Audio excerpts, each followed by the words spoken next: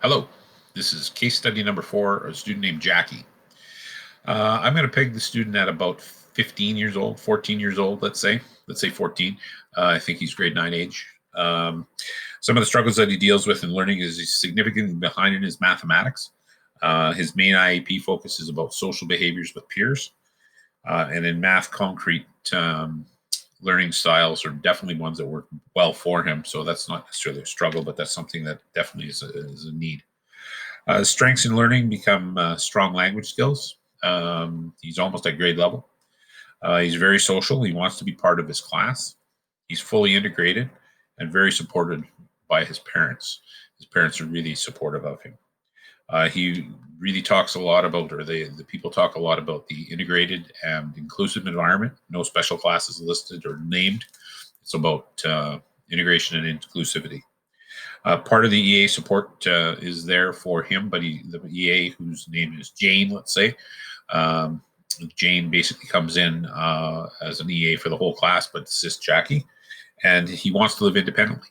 Though his parents figure that he might need to live in a semi-independent environment when he gets older, but he wants to live independently, and that's something that's there.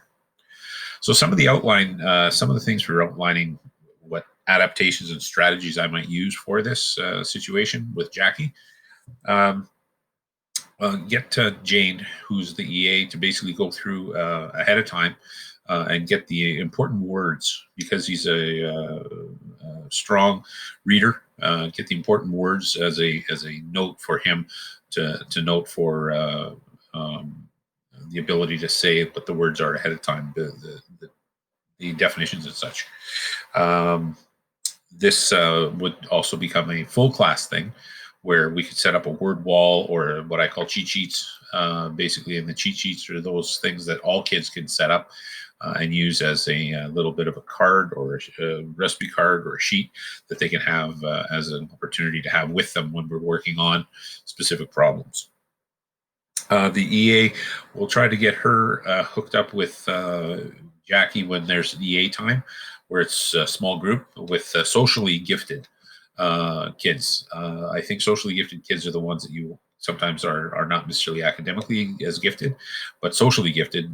They have the ability to work well with others. They have the ability to work independently. They can also work well in groups.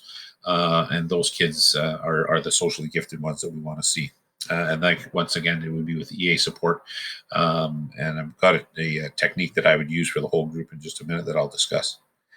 With his math, we'd reduce the numbers of problems that he uses. Using concrete materials for his learning, we'd use a lot of manipulatives, things like algebra tiles, things that are more of a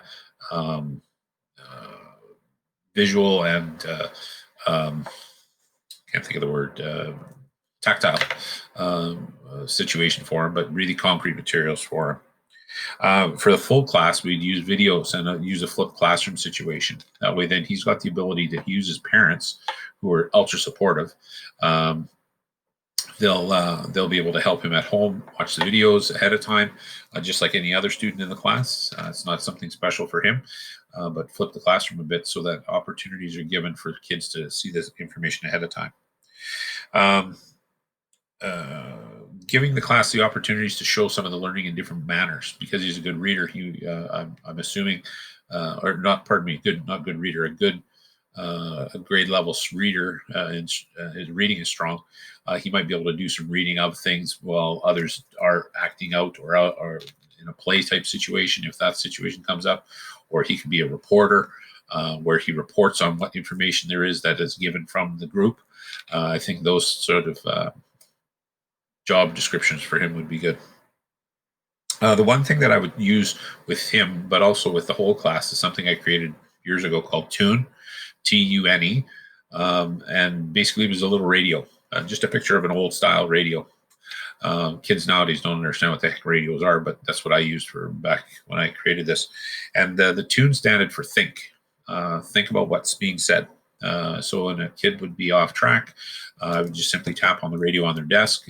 I could keep teaching, and the first thing they would do is think.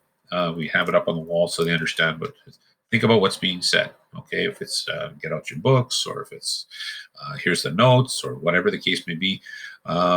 there'd be a think portion. Then you would be understand. Uh, do you understand what you need to do? If you don't understand, raise your hand, and basically we'll get you squared away. Once you understand it and you've thought about it and you understand it, now you go to now what? Now what do I do? I'm supposed to get on my pen and pull out my math book. I understand what I'm doing. I get it already. Okay. So TUN. And then the E is express yourself. And the way we would have the kids express themselves is to do things for themselves. Draw a star in their sheet, gives them something to say, I did this well, but it's between them and themselves. They would get the opportunity to raise their hand and say, Mr. B, I figured out what to do. What's the next thing to do? They could get some positives that way. Then it gives them the opportunity, I think, to tune in to what's going on. And tuning in is something that's really easy for kids to understand. They don't understand what radio is about, tuning radios like the old days, but with us old farts like me. But basically, tune in is something that I would use for the whole class. So I think that's about it for my video, and thank you very much for watching.